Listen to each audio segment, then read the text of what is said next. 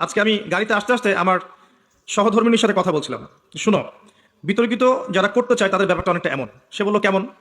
আমি বললাম শোনো, তোমাকে দিয়ে এক্সাম্পল দিয়েছি, আমাকে দিয়ে কেমন করে শোনো। অবশেষে আবু তোহা আদনানও সরাসরি লাইভে এসে মুখ খুললেন তার স্ত্রীর পরকীয়ার অভিযোগের বিষয়টা নিয়ে। দর্শক মণ্ডলী, এই ভিডিওটার সকলে অপেক্ষা ছিল আদনান হুজুর কবে সরাসরি লাইভে এসে তার স্ত্রীর বিষয়গুলো নিয়ে মুখ খুলবেন, তাহলে খোলাসা হয়ে যাবে কে দোষী কে নির্দোষ। তো চলুন আদনান হুজুরের সম্পূর্ণ ভিডিওটি আমরা দেখবো, তারপরে বাকি কথা বলবো ইনশাআল্লাহ। আগে ভিডিওটি দেখবেন, ভিডিওটি লাইক এবং শেয়ার করবেন অবশ্যই। তো চলুন আদনান হুজুরের সম্পূর্ণ বিষয়টা, তার স্ত্রীকে নিয়ে যে তথ্যগুলো দিয়েছে সেই বিষয়টা আমরা দেখবো ইনশাআল্লাহ। আজকে আমি গাড়িতে আসতে আসতে আমার সহধর্মিনীর সাথে কথা বলছিলাম। শুনো, বিতর্কিত যারা করতে চায় তাদের ব্যাপারটা অনেকটা এমন। সে বললো কেমন? আমি বললাম শোনো, তোমাকে দিয়ে এক্সাম্পল দিয়েছি, আমাকে দিয়ে কেমন করে শোনো। তুমি একটা প্রেস কনফারেন্স করেছিলে, মনে আছে? আপনারা তো জানেন মনে হয়।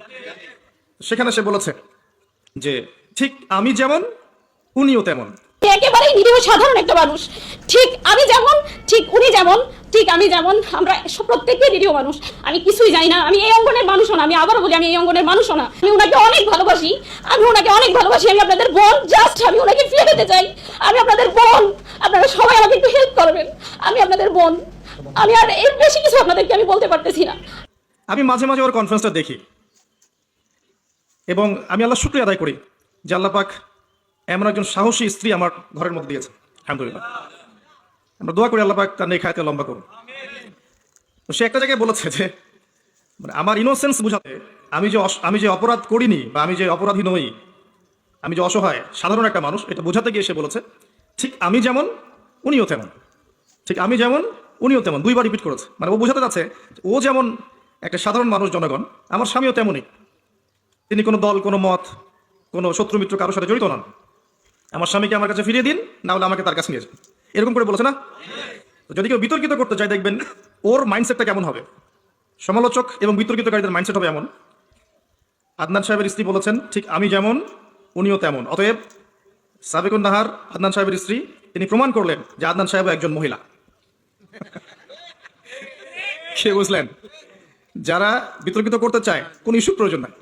আপনি 100% সত্য কথা বললেও এবং 100% লিখিত বক্তব্য নিয়ে এসে দিলেও দেখবেন দুই একটা লাইন বের করে উল্টাপাল্টা তাবিল করে এমন কিছু করবে যাতে আপনি বিতর্কিত হয়ে যাবেন। তবে হ্যাঁ, একটা বিষয় আমি মানি এবং বিশ্বাস করি, আমি আমার পুরো জীবনে দেখেছি যে আপনি যদি সৎ হন এবং কোরআন এবং সুন্নাহ অনুযায়ী আল্লাহর দৃষ্টিতে আপনি যদি নিরপরাধ হন, সৎ হন, হকের উপর থাকেন, আল্লাহ আপনার পক্ষ থেকে জবাব দিয়ে দিবেন ইনশাআল্লাহ। আপনি পৃথিবীতে থাকেন আর নাই থাকেন, আল্লাহ আপনার পক্ষ থেকে জবাব দিয়ে দিবেন ইনশাআল্লাহ। যুগে যুগে হয়েছে।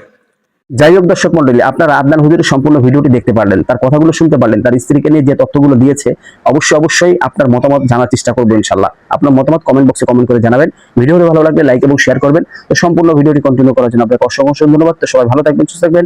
আসসালামু আলাইকুম ওয়া রাহমাতুল্লাহ।